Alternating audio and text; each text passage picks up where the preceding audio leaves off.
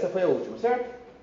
Então hoje nós vamos ver a primeira sobre o plano de Deus. Então, essa vai ser a lição 6. E a leitura bíblica é Efésios capítulo 1, versículos 4 e 5.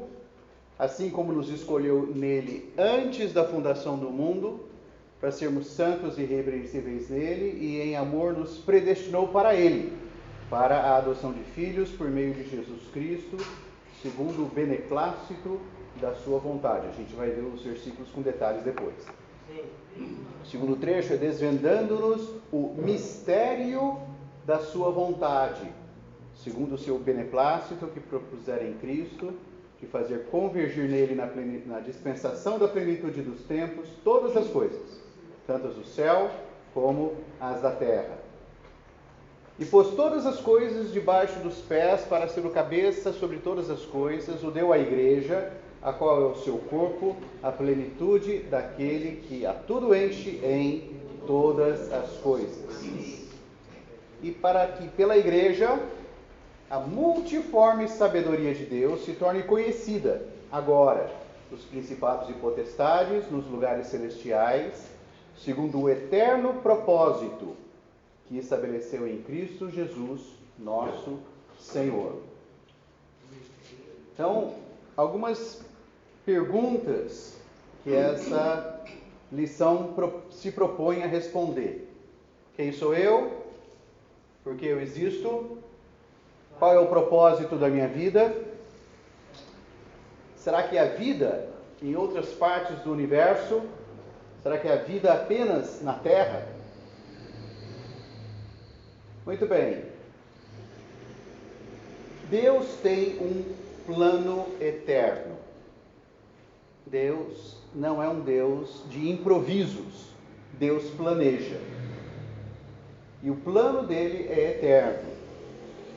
Um propósito imutável, e tudo que ele faz é segundo esse plano. Deus não faz coisas de última hora. Deus planejou e ele faz tudo de acordo com o que ele planejou. Quando o conhecemos, ou seja, quando conhecemos o plano de Deus, a Bíblia toda faz sentido. E percebemos que todas as coisas, eventos e pessoas em nossa vida estão debaixo da providência divina para o cumprimento desse plano. Então, mais do que apenas conhecer a Bíblia de modo objetivo, ou de usar a Bíblia até mesmo como nosso guia, como nossa luz, como nosso alimento, se nós não conhecemos o plano de Deus, até mesmo algumas partes da Bíblia podem ser meio confusas para nós. Nós sabemos que é a palavra de Deus, nós sabemos que ela é a luz, sabemos que ela é alimento. Mas, se não entendemos que essas coisas todas vão se encaixando numa estrutura muito maior que é o plano de Deus, se nós não temos essa visão do todo, acaba que a gente pode ficar confuso até mesmo com algumas partes das Escrituras. Então nós precisamos conhecer o plano de Deus para ter clareza do todo. Senão nós podemos nos perder nos detalhes. Então é importante que a gente conheça a visão do todo. Então o primeiro trecho que nós vamos explorar é este. Efésios capítulo 3, versículos 10 e 11. Fala que pela igreja a multiforme sabedoria de Deus se torna conhecida. Deus tem uma sabedoria multiforme, ou seja, ela se expressa de várias maneiras. Não é uma sabedoria única, mas uma sabedoria complexa. Ele é muito abundante, muito rico no que ele sabe. E como é que ele expressa isso? Por meio da igreja. Ela se torna conhecida dos principados e potestades nos lugares celestiais, ou seja, as autoridades espirituais que existem, não conheciam o plano de Deus. Mas por meio da igreja, isso está sendo revelado. E esse plano, essa sabedoria, aliás, é segundo o eterno propósito que estabeleceu em Cristo Jesus, nosso Senhor. O propósito de Deus, o plano de Deus, o objetivo de Deus, tem tudo a ver com Cristo. Cristo é o centro desse plano.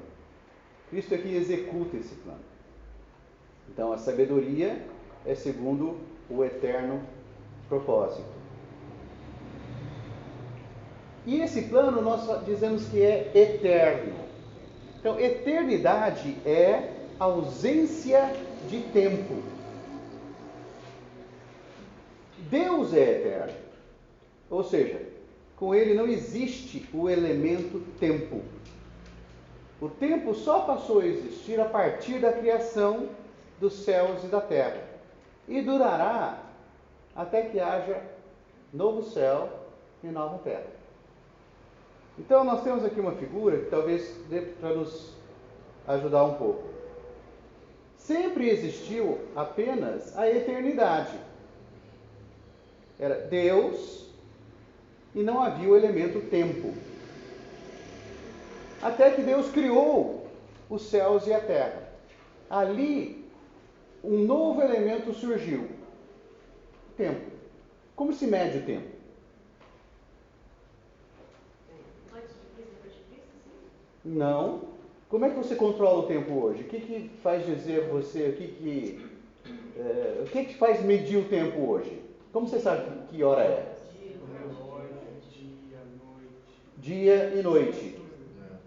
O que estabelece o dia? O sol. Antes de haver sol, como é que você sabia se era dia ou não? Não tinha. Certo? Então o elemento tempo não existia com Deus. Deus simplesmente é. Para nós isso é muito difícil entender, porque nós somos criados no tempo e nós somos controlados pelo tempo. O tempo veio existir por causa do homem. O tempo veio existir para Deus cumprir o seu plano. Não necessariamente por causa da nossa criação.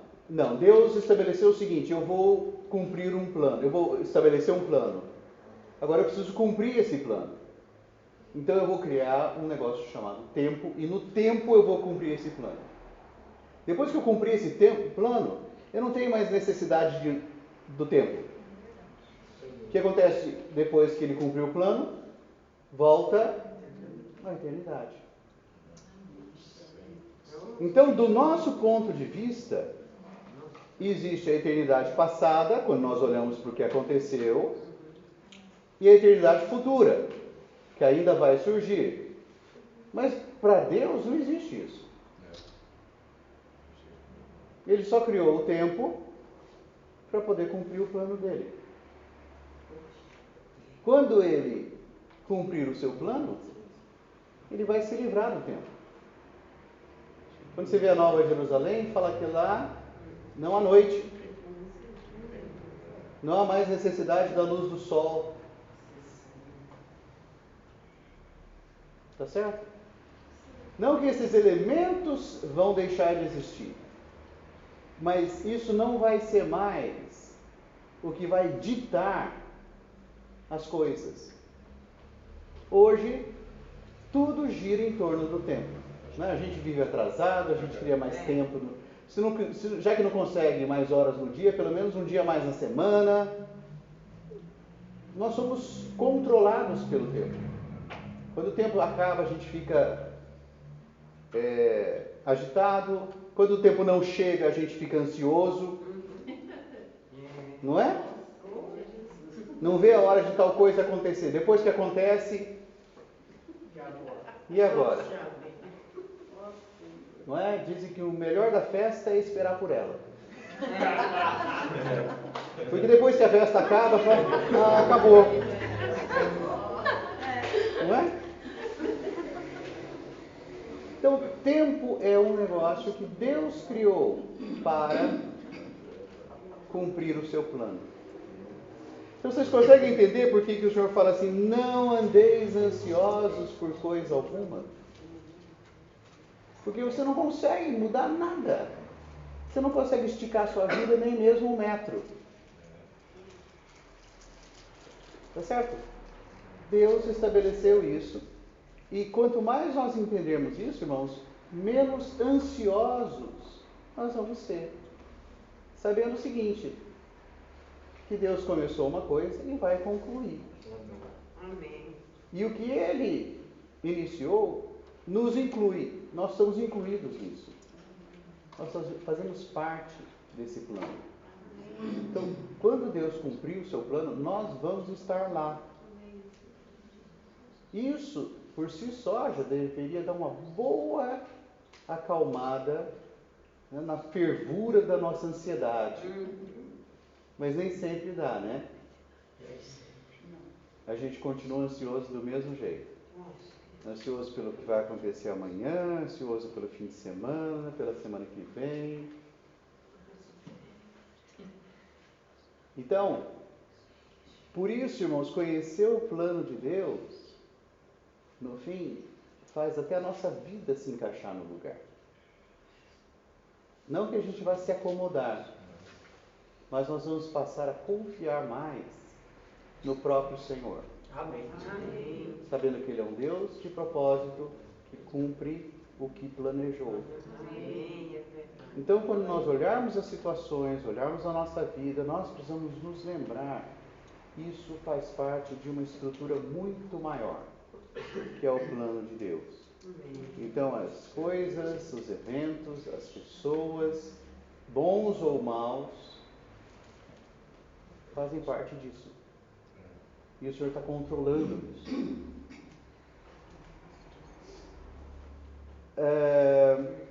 E aqui fala, desvendando-nos o mistério da sua vontade, segundo o seu beneplácito que propusera em Cristo. Aqui a palavra beneplácito, que a nossa versão usa, ou em algumas versões usa, é bom prazer. Bene é bom, plácito é prazer. Deus tem algo que dá prazer ao seu coração. Você tem algo que agrada o seu coração, algo que você gosta de fazer, algo que te dá prazer? Deus também tem. No coração de Deus existe algo que o agrada. É uma vontade. E nós vamos ver nessa noite que vontade é essa. Toda vez que Deus pensa nessa vontade, Ele se alegra. Então tudo que Ele faz é para cumprir essa vontade. Quando nós temos alguma vontade, algum desejo, algo que nos dá prazer, a gente faz o quê? Faz o possível para realizar aquela vontade. Não é isso? A gente trabalha para isso, a gente espera por isso, a gente se esforça, a gente abre mão de certas coisas por causa daquilo. Não é? Você é motivado por esse prazer, por essa vontade, por esse desejo. Deus também é assim. Na verdade, o fato de nós termos esse desejo é um reflexo de Deus, porque nós somos criados à imagem e semelhança de Deus. Nós temos vontade porque Deus tem vontade. Vontade é a nossa vontade é um reflexo da vontade de Deus. E quando fala propusera em Cristo, algumas versões dizem propusera em si mesmo. Na verdade, nem foi em Cristo, mas em si mesmo. Deus tinha uma vontade dentro dele, no coração dele. Algo que ninguém sabia, só ele. Por isso era um mistério. Era o mistério da sua vontade. Quando você tem um desejo, mas não conta para ninguém sabe o que é. É um mistério só seu. E as pessoas olham para você e falam, o que ele está pensando? É ou não é? O que ele está pensando? Já viram essas pessoas que que ficam pensando e fazendo careta ao mesmo tempo. Se é bom ele ri, se não é ele faz careta e tal, ele fala sozinho, e você olha para ele assim, o que será que ele está pensando? Deus era assim. Dentro dele ele tinha um desejo. Ninguém sabia o que era. Os anjos não sabiam o que era. O Antigo Testamento não sabia o que era. Aí veio o Novo Testamento e o Senhor começou a revelar isso. E aquilo que estava no coração de Deus, ele começou a mostrar. Então, o mistério da sua vontade começou a ser revelado. Então, para fazer isso, no tempo Deus fez algumas coisas. Primeiro, ele fez a criação. Então, a criação existe para Deus cumprir sua vontade. Não foi o acaso, não foi o Big Bang. Não foi uma explosão que ocorreu no universo e aí surgiu o primeiro sei lá o que gerou não sei o que e tal, e aí gerou o macaco, que aí viemos nós. Não, irmãos, isso como diz é mais fácil acreditar na Bíblia do que acreditar que uma explosão gerou você e eu e tudo que existe no universo. O acaso criou tudo isso. Não. É preciso ter uma sabedoria muito grande para criar tudo que foi criado. Concordam? Então não foi nada improvisado. Explode aqui e vamos ver o que vai dar. Não. Imagine quanta sabedoria foi necessária para criar todos os itens do universo, cada galáxia, com seus milhões e milhões de estrelas, e os planetas que giram em torno dessas estrelas. O Sol é uma dessas estrelas, nem há das maiores que existem. E em torno desses sóis existem os planetas, entre eles a Terra, que tem ar, que tem água, para que a vida possa surgir. E Deus fez surgir a vida. E depois de tudo isso pronto, o Senhor então começa a criar os animais.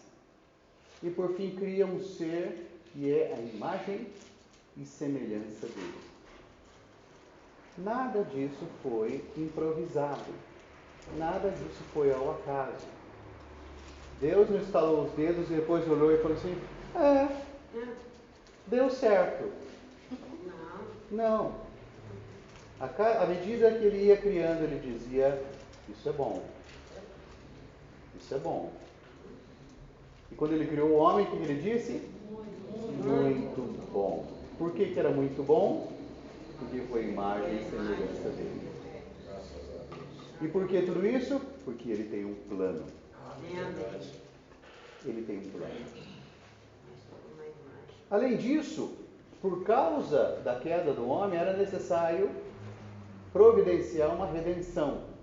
Então, Apocalipse 13:8 diz que Cristo é o Cordeiro eterno que foi morto desde a fundação do mundo.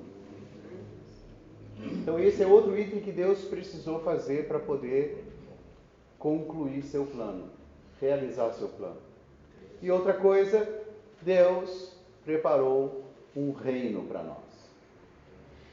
Mateus 25:14 fala que é para entrar no reino preparado por Deus. O reino não é um acaso também. Deus preparou um item chamado reino, no qual nós podemos entrar. E entramos no reino de Deus de que maneira? José Luiz.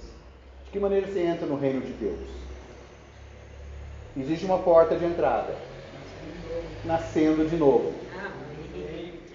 Então, nascer de novo também não é um improviso. Porque nascer de novo é a entrada no reino. E Deus preparou esse reino. Percebe, irmãos? Cada item do plano de Deus foi planejado. e não é um mero acaso. Então, o propósito eterno de Deus equivale à vontade eterna de Deus.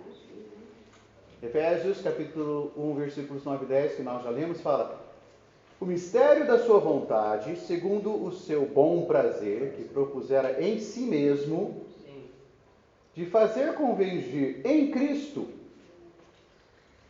na dispensação da plenitude dos tempos, todas as coisas, tanto as do céu como as da terra.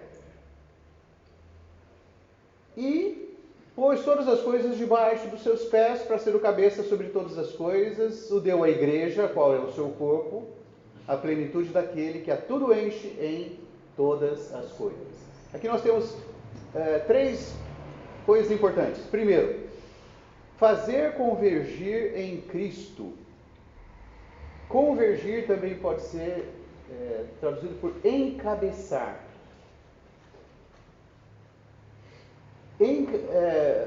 Cristo é a cabeça. E as coisas vão todas sendo encabeçadas em Cristo. Qual é a função da nossa cabeça? Comandar o corpo. Então o que Deus quer quando diz que todas as coisas precisam ser encabeçadas em Cristo? Cristo comanda todas as coisas. Então ele criou todas as coisas para Cristo ser o cabeça de todas as coisas. É o que acontece hoje? Não. Por quê? Porque Deus tem um inimigo. E esse inimigo faz tudo para que as coisas não sejam encabeçadas por Cristo. Então, um dos itens do plano de Deus é resolver esse problema da falta de encabeçamento que existe no universo. E colocar todas as coisas debaixo dos pés de Cristo, ou seja, debaixo da autoridade de Cristo. E aí fala, a igreja, ele deu a igreja, que é o seu corpo. Então, a cabeça comanda o corpo, certo? A igreja é o corpo de Cristo. O objetivo de Deus, irmãos, é que quando ele concluir tudo que ele fizer, tudo vai estar encabeçado em Cristo. Toda a criação. Toda a criação. Mas Deus tem um lugar por onde ele começa a fazer isso. Que lugar é esse? A igreja. O trabalho que Deus está fazendo hoje é nos encabeçar em Cristo como igreja. Como membros, nós precisamos ser comandados pela cabeça. Você é comandado sempre pela cabeça? Por Cristo? As suas decisões, suas escolhas, os caminhos que você segue, as suas atitudes. Então, o que Deus está fazendo na sua vida? Deus está trabalhando para que mais e mais você deixe de ser independente. Só você, né? Eu não.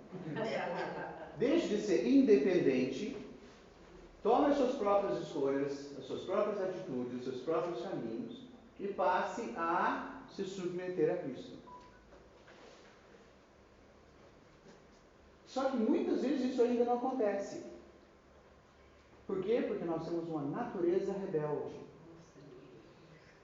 Percebem, irmãos, por que o objetivo do inimigo de Deus é sempre esse, da rebelião? Deus tem um objetivo, que todas as coisas sejam encabeçadas em Cristo. E ele quer começar pelo corpo de Cristo, que é a igreja. Então o que o inimigo de Deus faz? Ele tira de nós todo o desejo de nos submeter ao Senhor. O Senhor quer uma coisa, nós não queremos. O Senhor não quer uma coisa, nós queremos. O bem que quero, eu não faço. O mal que eu não quero, isso eu faço. Então a nossa carne vai contra isso. O mundo vai contra isso. O diabo vai contra isso. Tudo coopera, concorre para que a gente não se submeta. Mas Deus quer fazer isso. Então Deus hoje está trabalhando para cumprir esse plano.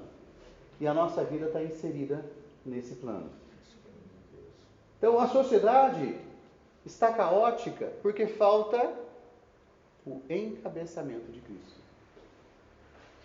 E nunca vai deixar de ser caótica. Ela pode se organizar aqui e ali, pode melhorar um pouco, pode piorar um pouco.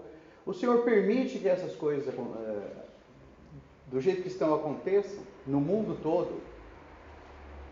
Por um lado, se há certa organização, é para que nós, seus filhos, tenhamos uma vida adequada para servir a Deus. E se há caos, é para que nós, seus filhos, percebamos que o mundo jaz no maligno. Não adianta investir todas as nossas fichas no mundo. Na verdade, não adianta investir ficha nenhuma no mundo. Nós vivemos aqui por causa do plano de Deus. Percebem que conhecer o plano de Deus nos faz ter uma visão melhor acerca do mundo e do porquê nós estamos nele? E qual é o nosso papel nele? Muitos líderes cristãos ficam se questionando por que a igreja não exerce maior influência no mundo. O número de evangélicos no Brasil está crescendo cada vez mais. Quando eu era pequeno, na minha sala, no ensino fundamental, eu tinha mais dois outros evangélicos. Naquela época a gente se chamava só protestante. O resto era tudo católico. Hoje esse número aumentou muito. Parece que nós somos 30%. E o número continua a crescer. E muitos falam assim, por que nós não influenciamos o mundo? Porque o mundo não melhora, a sociedade não muda. Porque a sociedade não tem Cristo. É caótico. Então, por mais que a gente tente, por mais que a gente faça, ela vai continuar assim. E isso tudo existe para nós. Para que a gente tenha um viver em que Deus possa trabalhar em nós, para que a gente possa servir a Deus, para que a gente possa pregar o Evangelho e trazer mais pessoas para o corpo de Cristo, que é o propósito de Deus, mas não para tornar o mundo melhor. Nós já sabemos do destino do mundo. Conhecemos a situação atual dele. Ele jaz no maligno. Não há o que fazer. O que nós queremos é novos céus e nova terra. Amém. É isso que nós queremos. Sim. E é para isso que nós trabalhamos. Então, o Senhor quer encabeçar todas as coisas em Cristo.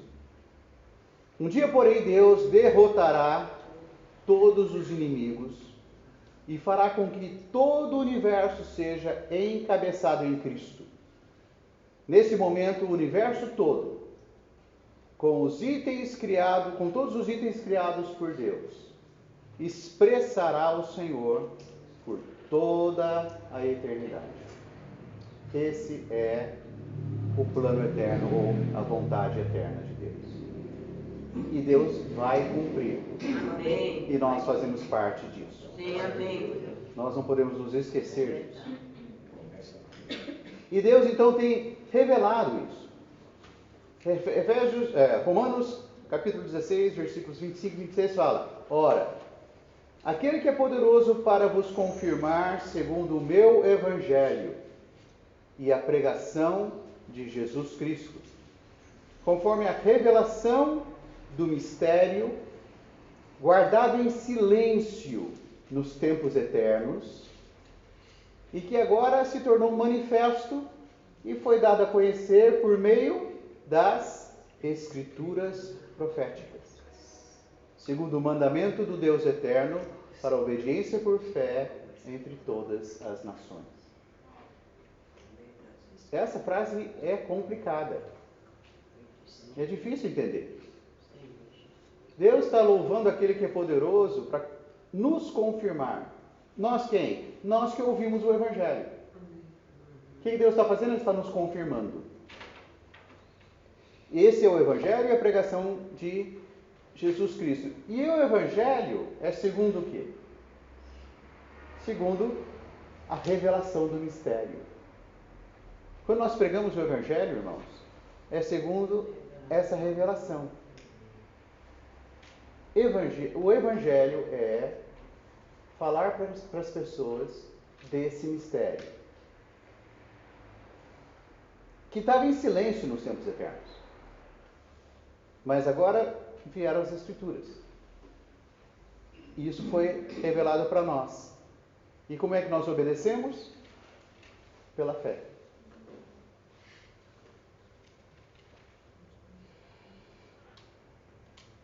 E Paulo falou o seguinte: segundo revelação, me foi dado conhecer o mistério, conforme escrevi há pouco resumidamente, pelo que quando ledes, podeis compreender o meu discernimento no mistério de Cristo.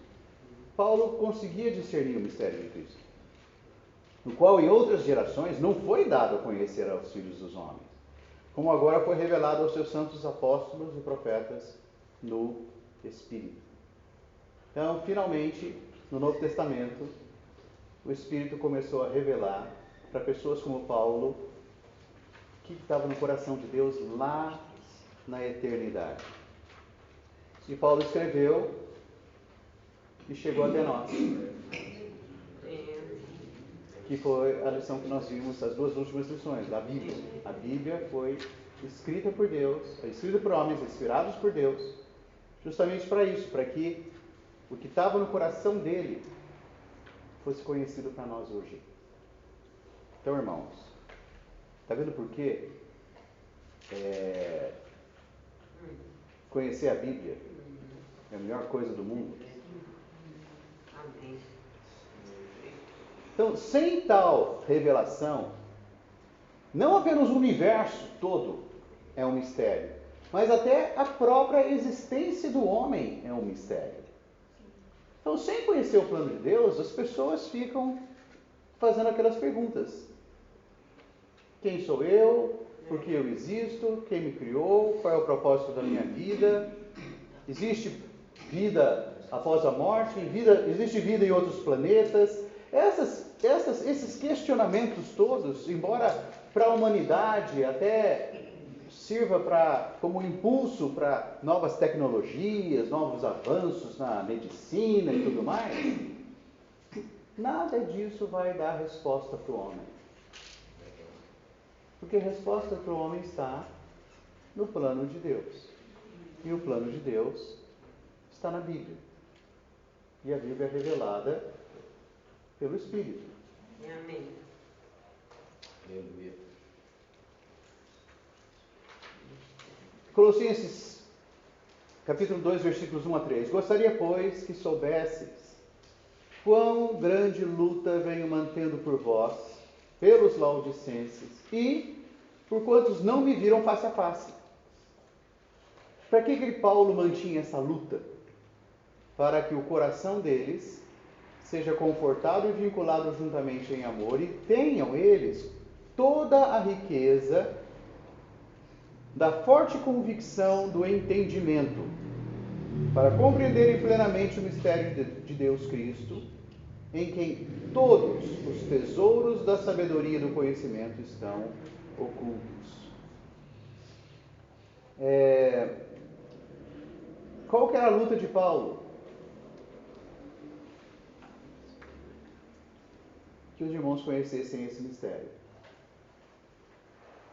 Que os irmãos conhecessem o plano de Deus. Para que a vida deles fosse controlada por esse conhecimento. Então a vida de Paulo, a obra de Paulo, tudo que ele fazia era essa constante luta. Tudo que ele enfrentou, e até morreu por isso, foi para tornar esse mistério conhecido. E graças ao Senhor ele deixou escrito isso para nós. E isso chegou até nós. Então, irmãos, vocês percebem por que nesses 2000 anos da história foi tão difícil a Bíblia chegar até nós? Primeiro, ela foi escrita em grego, lá no Novo Testamento. Foi escrita em pergaminhos. Depois alguns se perderam.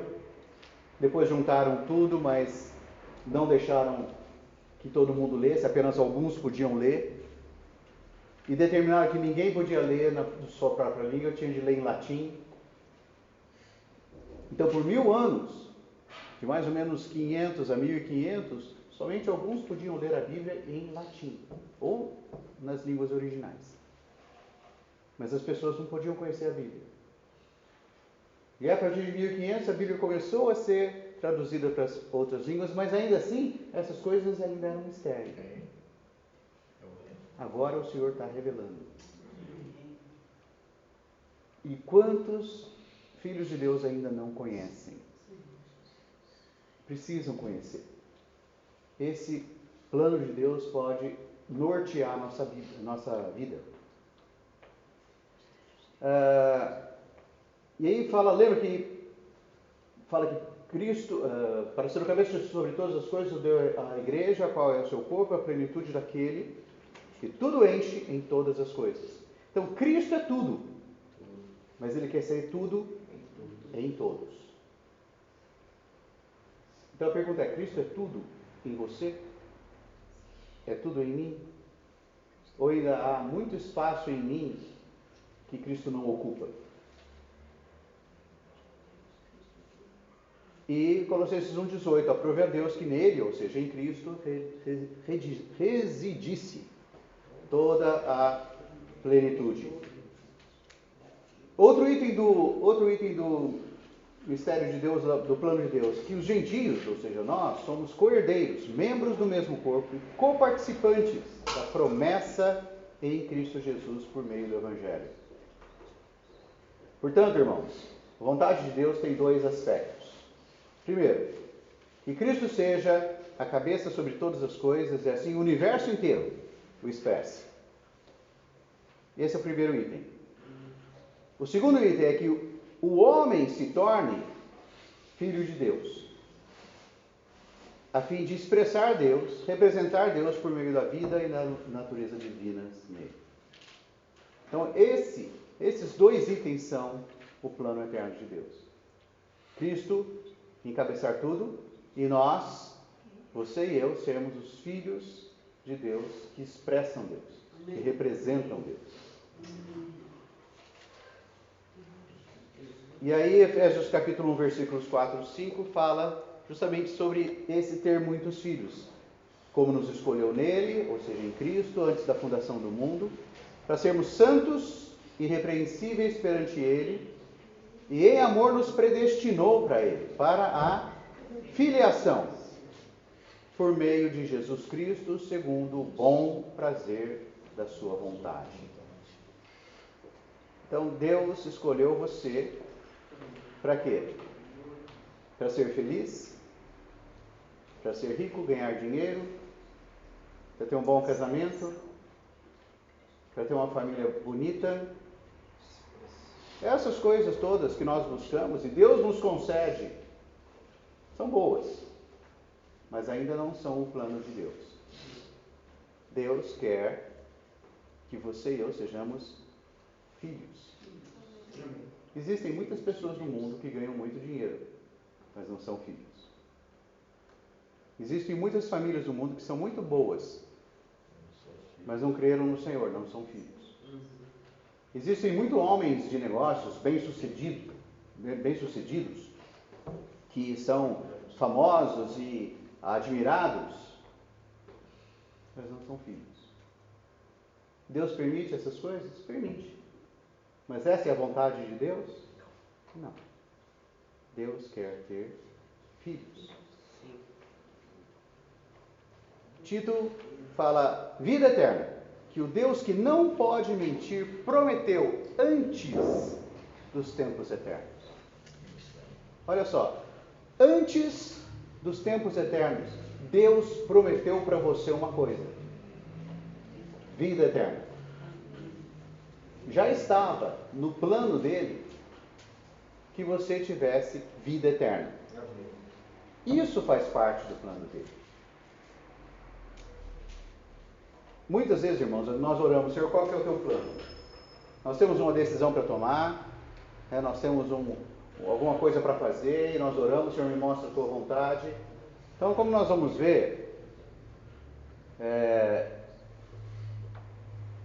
todas as coisas cooperam para o bem daqueles que amam a Deus, para aqueles que são chamados segundo o seu propósito. Qual que é o propósito dele? Para você? A vida eterna. Esse é o propósito.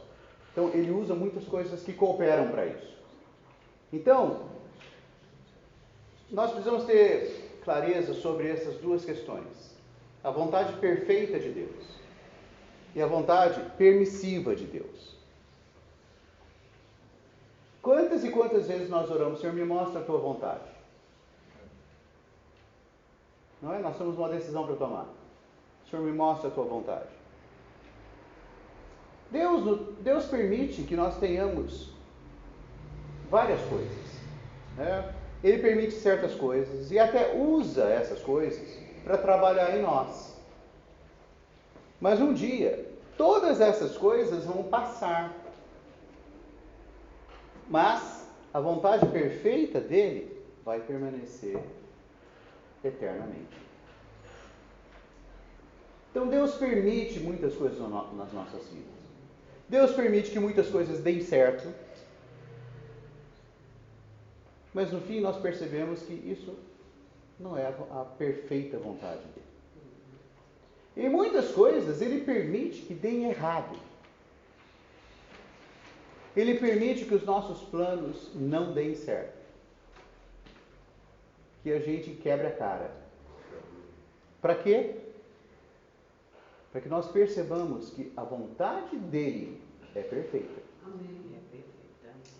E às vezes ele permite que nós façamos o que nós queremos. Mas,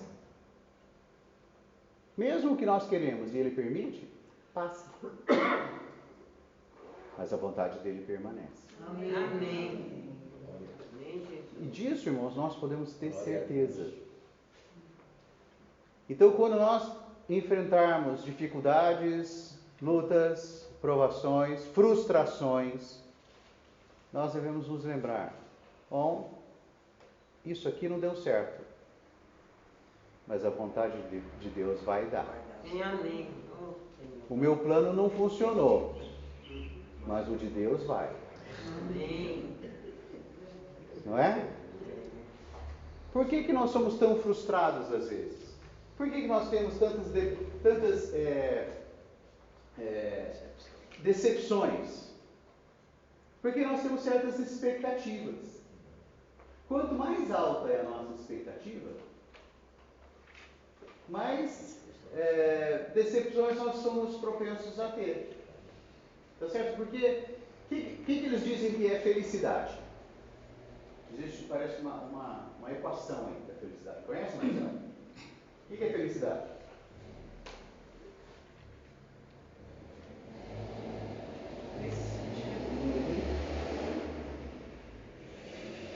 Saber administrar as coisas que estão ocorrendo, se conformando com as adversidades. Muito bom. Falou um bom advogado.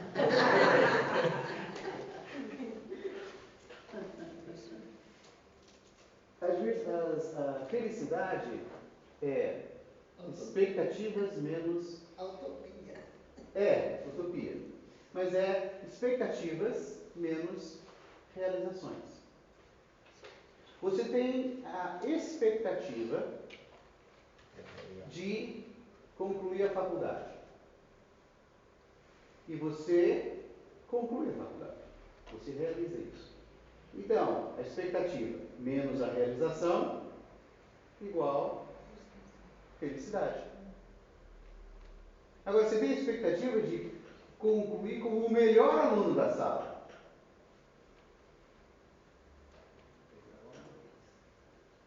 Mas não consegue. Então, expectativa menos realização, saldo negativo. Isso não é felicidade. Agora, você esperava concluir a faculdade, talvez entre os 10 primeiros. Mas consegue ser o primeiro. Então, expectativa menos realização igual saldo positivo. E aí você fica muito feliz. Não é isso? Então, felicidade é expectativa menos realizações. E conforme essas coisas vão se juntando na nossa vida, você pode ter uma grande alegria ou uma grande tristeza. Junte-se a isso a nossa ansiedade de saber o que vai dar. Isso dá em quê? Fica até doente. É isso. Exatamente. Depressão. Que é o mal do século. Não é isso? Um tempo atrás o mal do século era o câncer. Não, o câncer já ficou para trás há muito tempo. Hoje, o que atormenta a vida das pessoas? Depressão. Os consultórios estão lotados. O número de farmácias não para de crescer. Não é? E a conta da farmácia também não para de crescer. E entre os remédios que a gente toma tem o quê? Antidepressivo, ansiolítico, e mais isso e aquilo, controlador de humor e tal. Por quê? Justamente por causa dessa situação. Os nossos planos, os nossos desejos, as nossas vontades. E como filhos de Deus, nós não estamos isentos disso. Nós estamos sempre nessa questão. Nós fazemos planos. E às vezes os planos não dão certo. E a gente fala, mas Deus, por que eu orei tanto? Eu jejuei, eu fiz vigília, eu isso e aquilo, eu sou tão bom. Eu dou o dízimo. Às vezes dou mais que o dízimo. Sim. Assim, eu sirvo na igreja. Então, nós vivemos considerando a nossa vida no nosso ponto de vista. Mas qual é o ponto de vista de Deus? O que Ele quer? O que nós queremos e o que Ele quer? Ele quer filhos. Amém. Maduros. Amém. Conhecidos. Não importa se formou na faculdade ou não. Não importa se tem dinheiro ou não. Não importa nem se tem saúde ou não. Ele quer filhos maduros. Amém. E Ele vai conseguir. Amém. Os problemas que nós enfrentamos, irmãos, a humanidade inteira enfrenta. O Senhor nos livra de muitas coisas. Com certeza. Mas o interesse dele não é simplesmente o nosso bem-estar. É mais do que isso. O interesse dele é o crescimento da vida dele em nós. Essa vida eterna que ele nos prometeu na eternidade. Amém. E ele está trabalhando para isso. Verdade. Então ele vai permitir que certas coisas aconteçam. E quando essas coisas acontecerem e nós ficarmos frustrados, nós devemos nos humilhar, nos voltar a Ele e reconhecer: Senhor, não foi o que eu quis, mas eu ainda continuo na Tua vontade. E a Tua vontade vai prevalecer. Amém.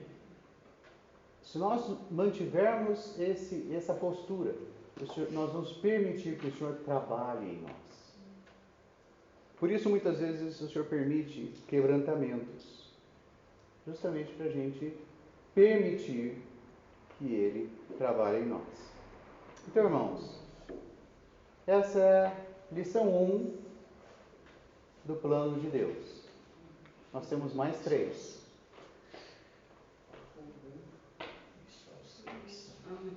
Amém? Amém. É isso aí. Se tem alguma dúvida, aproveitem que o Natanael está pronto para responder. Não, Natanael, vai. Sobrou para ele. Você falando aí no plano de Deus, eu me lembrei muito daquele versículo de Romanos 12:2, né? Que fala que a vontade de Deus ela é boa, perfeita e agradável. Isso. Né? E a gente só quer fazer a nossa, né? Aí tem que ficar doente, decepcionado,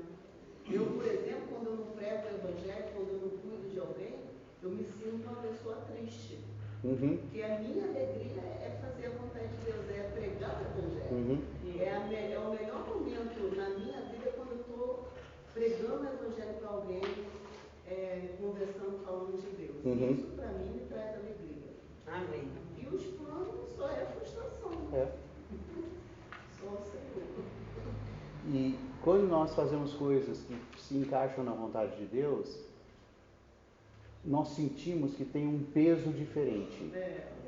Muitas coisas nos dão alegria e o Senhor permite isso, tá certo? Você compra um item novo, você vence uma doença, você se forma, atinge certo status, ótimo, sem problema nenhum. Ser crente não é padecer no paraíso, não é ficar sofrendo, pagando penitência, não é nada disso. A questão é que essas coisas, nós reconhecemos, não tem peso eterno. Mas quando nós fazemos coisas que têm a ver com a vontade de Deus, nós sentimos. Nós vamos carregar isso para a eternidade, porque fazem parte da vida eterna. Então, quando o que é temporal passar, né, o que é temporário, o que é sujeito ao tempo, terminar, vai restar apenas o que é eterno. E hoje nós já experimentamos muitas coisas da eternidade. Elas vão continuar, porque a natureza delas é eterna. Entende? Por isso que, se nós, Paulo fala, né, se a nossa esperança se limita a esta vida, as coisas desta vida, somos os mais miseráveis dos homens. Não é? Porque nós não fomos criados para o tempo. Embora nós tenhamos sido criados no tempo e só conheçamos o tempo. Não conhecemos a eternidade ainda. Mas nós já podemos ter um aperitivo, um antegozo de coisas eternas quando nós nos envolvemos com a vontade de Deus. Amém. Né? Ô Marcos, e o crescimento e o amadurecimento vem através da prática, né? Vem através da prática. Quanto você mais pratica, mais crescimento de Cristo você vai tendo, né? Uhum. É isso mesmo. Você só ouvir e não praticar, não tem muito crescimento, né? É que nem um bebê, quando ele cresce, né? A mãe e o pai estão sempre forçando ele a andar. Fazer coisas, aprender coisas, né? Praticar coisas. Aquele versículo de Romanos 8:28 que fala: tudo coopera para o bem daqueles que amam a Deus. Né? Uhum. E como você falou aí, os nossos planos, ele dá errado, né? Para a gente ver, né? Que é as coisas de Deus que nós precisamos pensar. Sim. Coopera por quê? Quando as coisas dão errado, a gente vê, não deveria ter feito isso. Uhum. Né? Se eu estivesse pregando o Evangelho, falando do Senhor, as coisas seriam melhor. É a satisfação, né? A felicidade, que ela é passageira. Uhum. Né? Como o Marcelo pregou uma vez aí, trouxe a palavra do alimento diário, que a verdadeira felicidade, né? Ela é o quê? Não é a gente conseguir um diploma, a gente estudar, a gente, né? Porque a gente consegue, acabou aquela minha felicidade naquele momento. É passageira, como você falou, a festa. O melhor da festa é a hora da festa. Acabou. Não é esperar pela festa. É melhor até do que a festa. Acabou a festa. Não é? Bom Senhor Jesus. Isso mesmo. Senhor. Aleluia. O melhor da eternidade é esperar em Cristo. Em Cristo. Amém. É. É encabeçado tudo. E nós hoje esperamos, a nossa esperança é uma esperança viva, e quando vier vai exceder em muito o que nós imaginamos, porque nem olhos viram, nem ouvidos ouviram o que Deus tem preparado para aqueles que o amam. Então, irmãos, Eu vejo do que foi dito hoje, né, é muito complexo essa lição. Que nada mais é que o plano de Deus. Tá? Então, o resumo de tudo. Mas, de maneira humana, acredito que a parte mais difícil, pelo menos para a minha pessoa, é a linha entre a boa, perfeita e agradável vontade de Deus e da permissão de Deus, que, embora Deus permita, não é a vontade dele. Então, essa questão que pega, né? porque às vezes nós colocamos a nossa esperança na permissão de Deus. Deus permita isso, permita Isso. aquilo, aí confundir a permissão com a vontade. Uhum. Nós sabemos que uma hora Até mesmo o que ele permite acaba. Tratar. E acaba nos tratando. Tem um versículo que fala, né, que a gente não deve aplicar a nossa esperança nas coisas dessa vida, né? Uhum. Não tem. Do teu teu Senhor Jesus. Olha, para mim, está dentro desse plano aí. Não vos conformeis com esse século, Sim. mas transformais Pela renovação da vossa mente. Isso não tem. É uma coisa muito certa. E a renovação da mente, como Paulo, é constante. Ela não é uma vez por todas. É dia a dia, momento após momento. Às vezes, numa situação, a nossa mente é renovada. Às vezes, lá na frente, essa mesma situação acontece. A gente acha que já aprendeu, mas não aprendeu. E a nossa mente não é renovada.